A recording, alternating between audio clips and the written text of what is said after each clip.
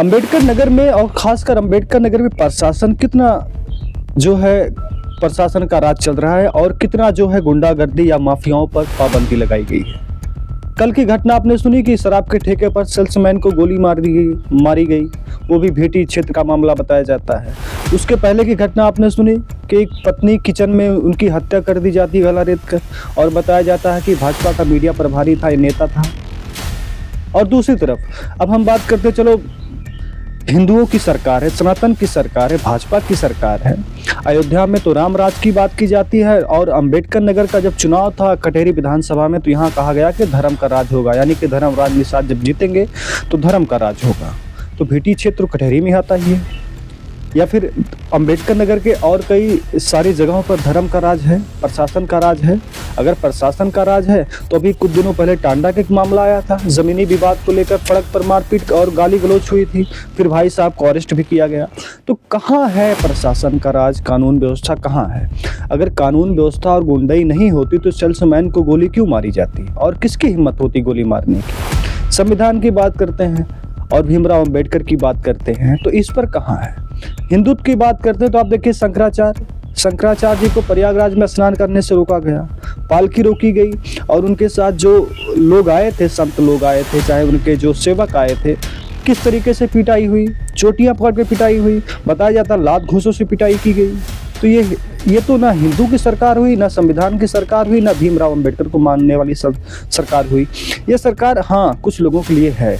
अभी किसी किसान की ज़मीन लेनी हो और किसी बड़े अडानी अंबानी जैसे लोगों को देना हो तो देते रहेंगे, बांटते रहेंगे। इनको प्रोजेक्ट दे दिया, उनको प्रोजेक्ट दे दिया। सच तो ये है कि गरीबों को 5 किलो राशन दिया जा रहा है पूरे भारत में, लेकिन सच्चाई है 5 किलो नहीं मिलता, 4 ही किलो मिलता। हर कोटे पर यही हाल है, लेकिन प्रशासन क्या करे?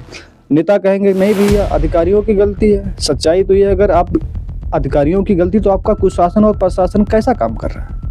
कहाँ है राज? कोई राज नहीं है। खासकर अंबेडकर नगर में अगर हम पिछली घटनाओं की, साल 2 साल की घटनाओं की बात करें तो भैया अंबेडकर नगर समझ लो यहाँ पर बिल्कुल प्रशासन का नाम का कोई राज नहीं है। अभी कुछ दिनों पहले रामलीला मैदान को लेकर अकबरपुर अरिया में एक मृत्यु हुई। परिवार का आरोप है कि उनकी हत्या की गई, पीट कर मार डाला गया। अब उसमें पुलिस ने क्या कार्रवाई की? तो प्रशासन का राज अगर होता तो ये घटनाएं कैसी होती? आए दिन चोरी हो जाती है, सुनारों की दुकान में, मोबाइल की दुकान पे। अंबेडकर नगर की बात है, हत्याएं हो रही है, महिला की हत्या हुई। अब भाजपा का नेता बताया जाता है, भाजपा वालों ने इस पर क्या काम किया और पुलिस ने क्या काम किया? हालांकि उनको गिरफ्तार कर, उनके परिवार को गिरफ्तार करके बताया जाता है कि उनके पति को और उनकी ससुर को, उनके सास को, यानी कि जो भी फैमिली के और लोग थे सबको गिरफ्तार करके भेजा गया, 2-3 लोगों को। सवाल ये कि अगर इतना अच्छा राज होता तो ये सब क्यों होता? और भीमराव अंबेडकर की बात करें तो जगह जगह मूर्तियां तोड़ी जा रही है, उनके चेहरे पर कालिख लगाई जा रही है। तो ये भीमराव अंबेडकर का भी तो राज नहीं है। हिंदुओं का राज तो है ही नहीं, और धर्म का राज तो कतई नहीं है।